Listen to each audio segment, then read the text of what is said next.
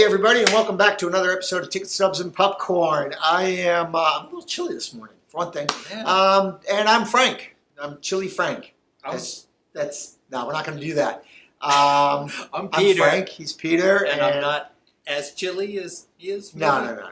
It's just that the other black parts of my heart are just permeating the rest of my body, and I'm just like a cold, dead fish. Okay, Mr. Freeze. I know, right? So today we're going to be talking about John C. Reilly, John C. Reilly. He's fantastic. I love that guy. He's pretty good. So you know what's really funny? Every time we do this, it's just like, oh, we're going to do blank. And we're just, oh, I love this guy. I love this guy. But I don't think we've times do I we don't ever think go, oh, as much crap, as we I hate kid this guy. around the whole Ethan Hawke thing. But there's never been a time I think that we've gone. It's just like, God damn it! Why do we have to do this guy? Yeah, I mean, a few times we've had maybe a more difficult task, but never have we gone, no way, I hate this guy. Or, but we will. Well, not. We promise one day we will talk about someone with such disrespect. So we're going to talk about John C. Reilly and his fantastic work, of which there's been quite a bit. So he's a very busy man. He is a very busy man. That's great. So so that's what we're going to do. All right, I got a question. All right. Well, obviously we'll delve into this later. What is the funniest movie you have ever seen? The funniest movie I've ever seen. Yeah. All right, that's tough. Because that's a tough we can one. even talk about comedy in general. Okay. But what's the funniest movie you've ever seen? Okay. And of course, that might even change as we grow older, or what time of our life we saw it, maybe. But we'll talk about that later. All right, cool. All right, great. So I'm gonna start talking about John C. Reilly. I wonder what his middle initial is. Yeah, whatever. We'll have to look that up. I don't care. Yeah. John C. Reilly. First one I'm going to go with. There we go. Is you guessed it. I'm going to go with Boogie Nights. Yeah. Love him in Boogie Nights. He is so, he's such a, everyone in that movie is great. He's such a caricature. Yes. And he's such a cartoon. Yeah. But he's also like, he's like the friend you want to have, isn't he? He is. He's ride or die. He really is. Yeah. And he's, there's a sincerity there, and he really matches the naivete. Yeah. He's a great actor to sort of be partnered with someone. Yeah. Because he's great with that, the kind of the banter and being someone's sidekick and and all of that. Yeah. And he's sort of sympathetic in Boogie Nights. He really is. His path is somewhat similar to Mark Wahlberg's in that. Yeah. They're both interested in karate. Exactly. And they want to do that thing, and they do honestly believe that they can be stars, and they're going to be action stars. This is their entry into that. And it's just they're just so beautifully naive about the whole thing. I love too in that movie. It takes place in we'll just say an unconventional business. Yeah. But the thing I love though is that for the most part, that's a family that's behind the scenes. That's how they seem to deal with it, and they band together and they hold strong together because they are this family of misfits, if you want to call them that. Their other lives or other aspects of their lives might not be working. And he fits so perfectly into that, what we see in it's so interesting because there's everybody in that is doing this thing. They're all doing porn, but they're always looking at what's next. Exactly. Because it's not necessarily an area that you want to, it's just like, you know what, I want to, people in mainstream films, they're just like, well, I want to try more challenging roles. I want to do, or maybe I can direct. Or maybe I can direct or broaden my repertoire in that. And broadening one's repertoire in porn, I can only imagine you it's don't just go even there. more just soul killing. So the fact that they're all trying to get out in some way, and that there's such a great friendship between John C. Reilly and Mark Wahlberg, that's really, really cool. Yeah. And I just love seeing that, because he's a sincere friend, and it's just like, yeah, we're gonna do this, and they're just so dumb. So, and then jumping on that, so that brings me to my next one, another absolute, and this is where he sort of begins to thrive, I think, is where he's partnered up with Will Ferrell. And there are so many partnerships with Will Ferrell, but I'm going to pick the one in Step Brothers. Yes. Because they are so great there. And, I agree with that. They're so funny. There's so much subtlety in that performance. Yeah. And you get more of that. Like, you think of something like, Talladega Nights, where it's mostly, you see more of Will Ferrell, and then, like, John C. Reilly characters just sort of, pops in every now and again, just to sort of like, grind, Ricky Bobby down a little bit. But in Step Brothers, they're just like, they're enemies, and then they're friends, and they are just, let's do this, and they're just gonna work together through thick and thin. I also like Step Brothers as a movie better than I do Ricky Bobby, and I'm not sure if it's because maybe we see more John C. Reilly in it. I don't know. Yeah. But he does. He plays really well with him. Yeah, they really are a great team. Yeah. And so it's just really funny. Again, there's sympathetic stuff going on in there when they separate and they come back to it. It's so many great performances in that movie, and I think that John C. Reilly it's great when you see an actor work with someone that they're so comfortable with, and you have to. I mean, the outtakes on that, you have to have been amazing, like the stuff they didn't use. Yeah. So love him in that. And then I want to take another one where it's just like, oh my God, John C. Reilly is an amazing actor and a singer. And you see him in Chicago. Mm-hmm. And I've talked about Chicago before. I love that movie. And I'm not a musicals person, but I love him in Chicago. He's so sad sack, and you believe it, and he's so sympathetic, and he's just, and then the fact that he sings. And I was blown away by that performance. Yeah, apparently he does sing and work in his own like band or in a band. Oh, really? Well, like not a big deal, but a little. He still works at that. So that's kind of in the background. Let's say of him.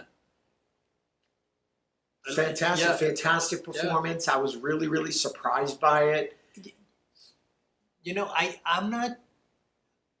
I'm not sure, because you have this thesis in it and about the comedic actor being a better dramatic actor than say a dramatic actor trying to do. I don't know the sequence. I really don't. I should maybe look it up sometime. John C. Reilly to me seems like a naturally funny person. But I think, I'm not positive, I think John C. Reilly may have actually started as a dramatic actor who just happens to be a funny person, and he went drama. And then I think they started finding out, you put him in a few things and you're like, no, this guy can do comedy so easily. Yeah. Well, I mean, if we look at his performance, I'm not positive about his. But his performance in Boogie Nights. Yeah. If you isolate those, they're funnier. They're more funny than they are dramatic. Yes. Whereas if you take but then you take someone like Don Cheadle's scenes. Yes. His stuff is more dramatic. Than funny, and I would consider Don Cheadle more of a dramatic actor than a comedic actor. It's interesting too, because now that you say it, Mark Wahlberg in the movie, his serious, like most of his stuff with John C. Reilly is more humorous, lighthearted. When he's with Don Cheadle or Burt Reynolds or Julianne Moore, all of a sudden it's more serious. So would you consider? I mean, this is a little bit of a off track a little bit, but would you consider Mark Wahlberg a dramatic actor who does comedy, or a comedy actor who does drama? Or I mean, he does both well. Yeah, no, he does. I guess I would say he's maybe more, comedic, and he's gotten into drama, and he can do it both well. Or are his comedic turns funnier because yes, I know what you mean. We would see him doing more drama stuff, more action-y type of stuff. So does that make when it you see him with funnier? Ted, or you see him in other guys. Yeah. Which, if you just change that script a little bit, that could be a serious action movie. Cop action thing. Yeah. Yeah. So these are things to think about. Yeah, these are things to think about. Yeah. So that's where I am with John C. Reilly. John C. Reilly, we overlap on Boogie Nights. So I don't know how much overlap. That's the word. That's the word. Sorry, go ahead. Boy, the month of April's flying by. Wow, it is. What a month it's been. Yes, we overlap on what a week. Boogie Nights.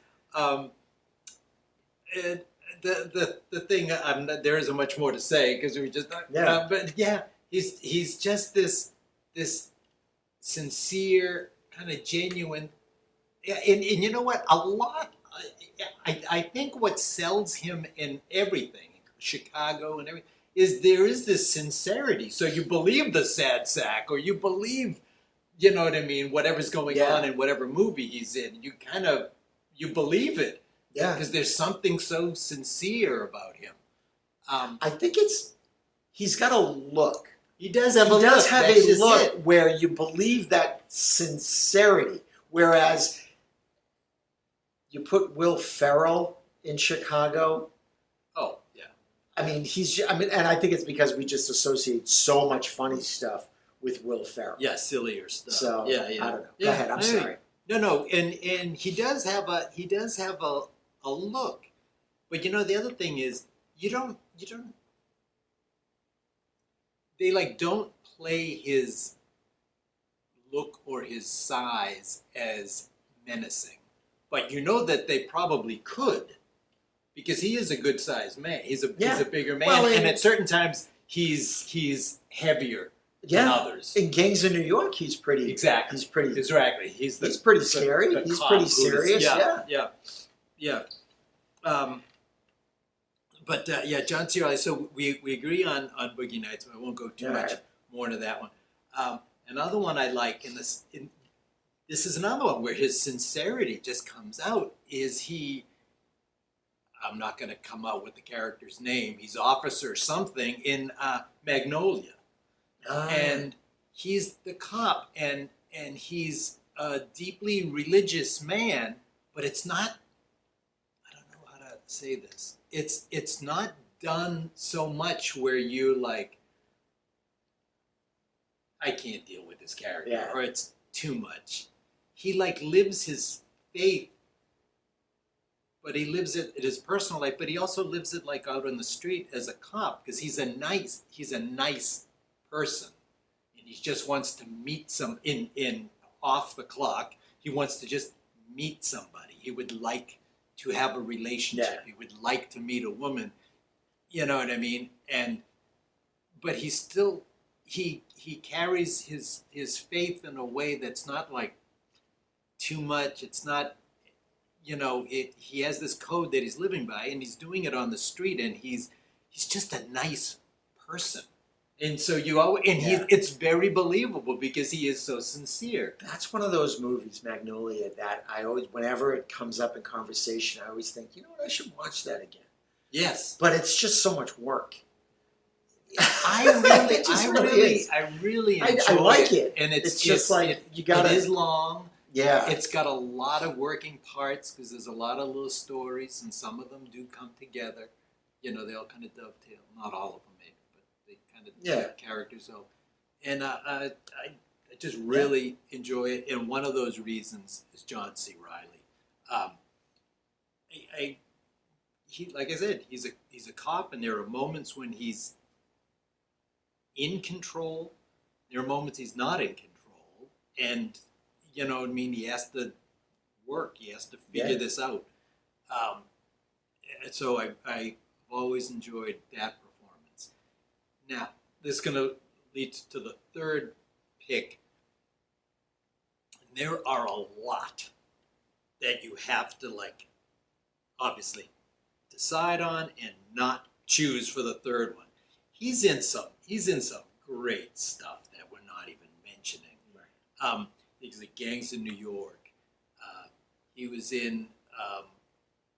We have to talk about Kevin, which is so dark and just incredible. His role, he's very good in it. He doesn't have to suffer at like the Tilda Swinton character does in the movie. But he's in a lot of movies, and we have to just go, oh well, we got to pick this one. Pick. This is another one where it is a sincere character, and it makes it believable. And he makes it work with his voice. It's Wreck-It Ralph. When he's just he is a villain, and the villain is literally in quotation marks. Yeah. He's not a bad guy. Right. He has to play the villain on the video game, and then you see in the group sessions where all of the villain, the bad guys have to sit around and they're all just kvetching. You're a bad guy, but you're not a bad guy. Exactly. So, and then of course you just see when he meets Penelope or whatever Penelope, thank you, whatever the Sarah Silverman character, and then you just see this other thing, he's just trying to he's stuck in this other video game situation, and you know what I mean. And his voice duck because Ralph, he gets in that frustrated. He's like a big guy who's just sort of like you see a big guy or someone like that, and they're just oppressed, and he's able to bring that manifest his voice such that with his physical oppression you feel that, and he's able to bring that with his voice. Exactly. Which is and there's really a certain good energy at different times in the movie, and he brings it. And that was a movie that I was, I'm going to say pleasantly surprised. There are certain times you go into a Disney or Disney Pixar animated movie, and there's just there's a lot of buzz, or you're excited. So it can be The Incredibles or Toy Story, and these are all big. This one, when it came out, it had buzz, but you didn't feel as much as some of the groundswell of some of these other ones. And so when this one came out, it was one of those okay, I'll watch it. It wasn't I gotta watch this one. And when I watched it, I was like, oh my God. Yeah, it was really good. Great. He really delivered, as they used to say. Really good. Yeah. Yeah. So I love those performances, and he's in some great stuff. Like I said, he's in a movie called Carnage with Jodie Foster and Christoph Waltz and Kate Winslet. Yeah. And it's just the four of them in an apartment. They're just going back, and even that same thing. He's the nice-hearted one of those. He's not actually Jodie Foster is his wife. She's also kind of nice, and they have to deal with the other harder-aged couple. But you know what I mean? He brings something to the movies, and it's a sincerity and it's a heart, and he can do anything within it. He can do comedy. Yeah. Like I said, he does some great comedy. I didn't pick them as much. I know you could say Wreck-It Ralph is a comedy, but so he's done great work that you mentioned with Adam McKay and Will Ferrell, or some of those other comedies. But he's great. As a matter of fact, he's also in one. He's got a bit part in one of our favorite movies, Tenacious D and the Pick of Death. I think he plays Sasquatch. I think he does, right? I think he's the one who's walking past. Yeah, I think that's him. I think, because I can remember kind of his face. Yeah, that sounds vaguely familiar. I love that movie. Speaking of funny movies. Yes. So, all right. So great segue. You asked, it's funniest movie. Yeah, so, what's the funniest movie? Funniest, I can think of instances where I just like laugh my ass off and I just can't stop laughing. There are things that do that for me. Like when you asked the question, one of the first things that came to mind was the first Austin Powers movie when he comes out of the cryogenic freeze or whatever and he's going down the line and he's peeing. He's just kind and of then he stops. For it. Yeah, and then it just keeps going. And it's one of those things, and we've talked about this before, where something is funny and then it continues to go on, and then it's not funny, but it goes on long enough that it becomes funny again. And I remember, I will never forget, sitting in a theater laughing hysterically at that. And I remember who I was with. I was with this woman named Polly, and she was literally like, it's just staring at you, staring at me. Like, are you done? Like the rest of us, we stopped. Are done. Like, are you done? And I could not stop. But comedy is similar to murder mysteries in a way, where like repeat viewings. So funniest movie for me, when you say it, was just like, this has to be really funny to me more than once. Yes.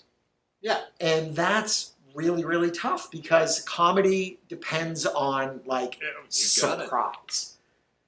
You know, as does a mystery. As does, mystery. Like something gets revealed. And once you know it, it's like, you watch a mystery and you see it unfold. It's just like, oh, cool. Either I got that, or that's really interesting is. And then when you watch a mystery the second time, you're just like, oh, I want to catch the clues.